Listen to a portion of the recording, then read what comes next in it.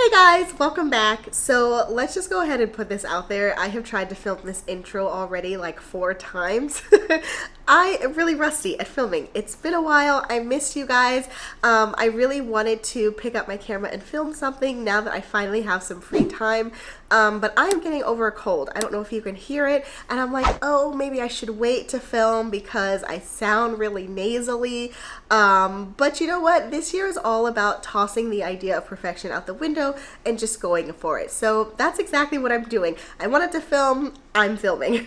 So as you can tell from the title of this video, I wanted to talk with you all about the cozy mystery series that I want to catch up on this year. Now, if you've been around my channel for a while, you'll know I don't technically do TBRs. Like the minute that I try to box myself into finishing a specific book by a specific time, I automatically lose interest in it. So it's a little bit of mind manipulation for me in this case because I do want to read these cozies, but I don't want to put any kind of time frame around it because again, I know myself, and if I do that, I'm gonna lose interest. And I love all of these cozies. I love these series, and that's exactly why I want to catch up on them. Now, I could have titled this video cozies that I want to finish, but you'll see when I'm talking about the series, it would be a little bit ambitious if I were to actually finish all of the books in the series because I have quite a few.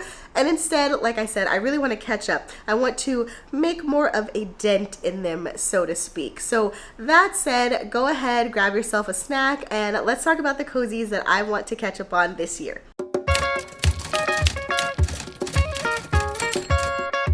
Okay, so let me start off by saying that I adore every single one of these series. I mean, obviously, otherwise, why would I have put them on this list? But some of these I have done a little bit better job catching up with.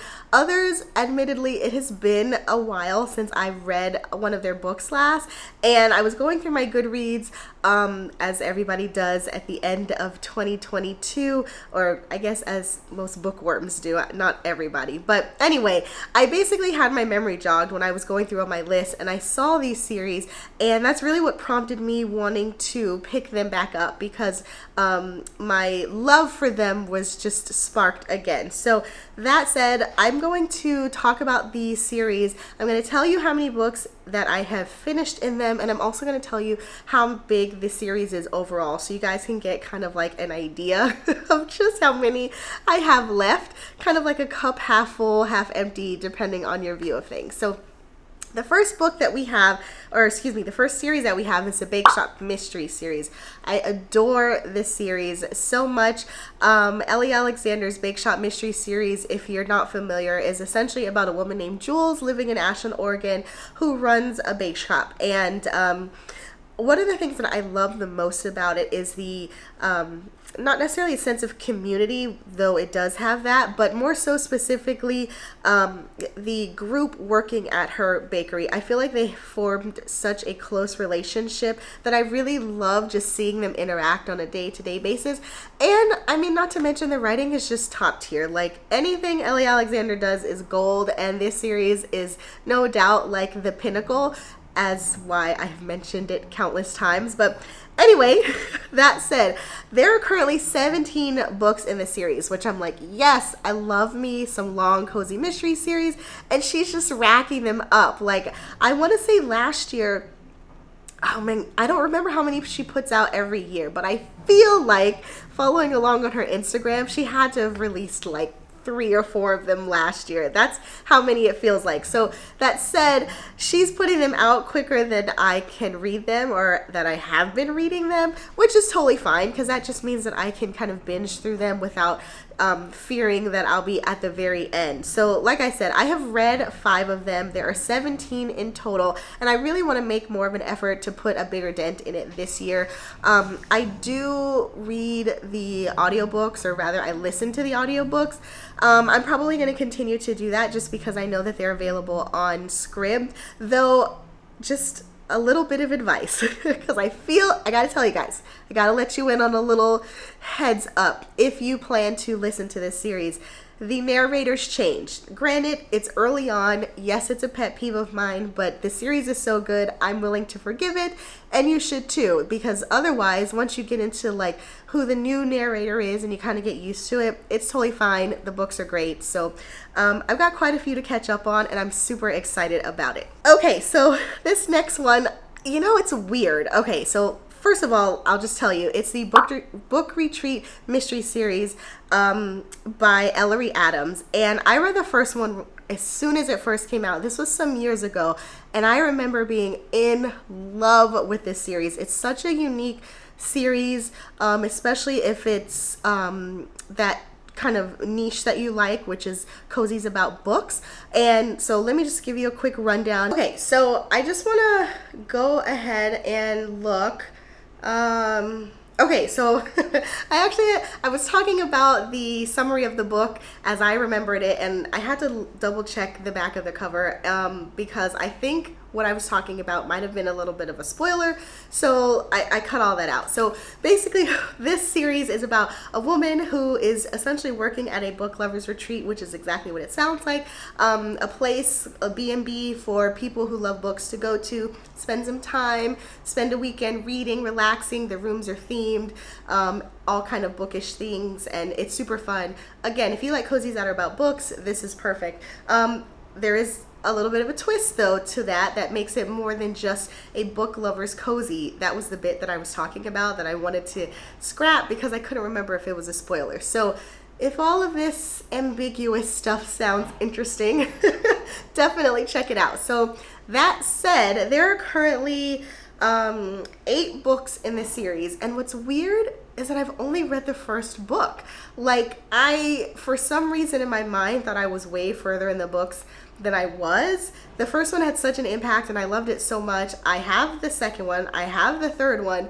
I'm pretty sure the latest one I have as well. I got it as an ARC, but I haven't read them. And that's so weird because in my mind I'm like, yeah, I'm caught up on this series. Apparently not. So we have to rectify that immediately. I want to catch up on this series, and so I plan to do that this year. Okay, so next up we have my beloved Meg Langslow mystery series. I talk about this series all the time because it's my absolute favorite cozy mystery series ever.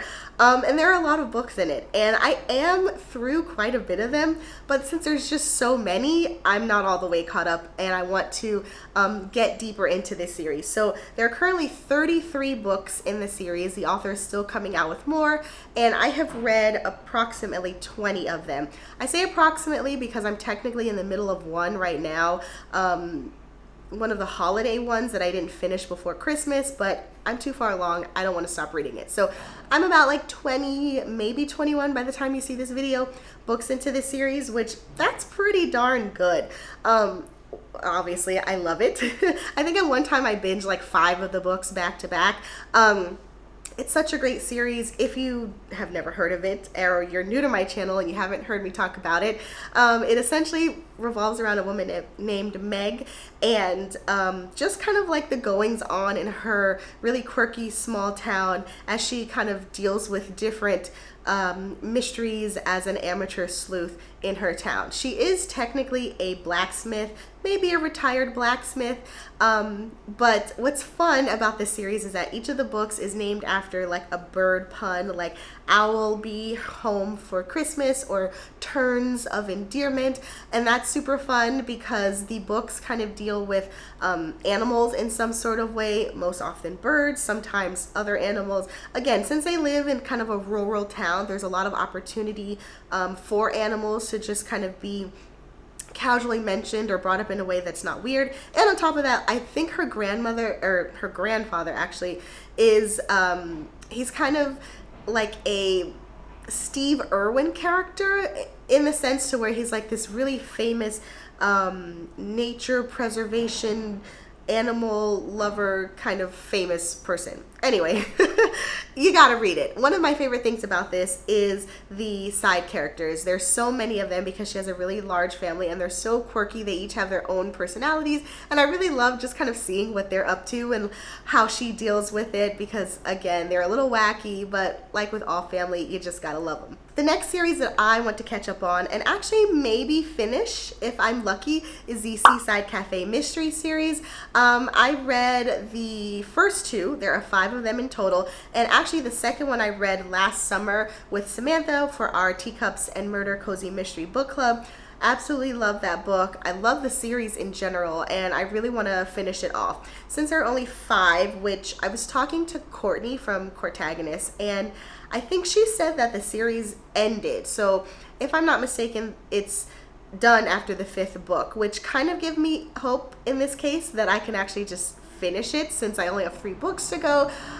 So I'm looking forward to doing that. I heard that the 5th book was fantastic.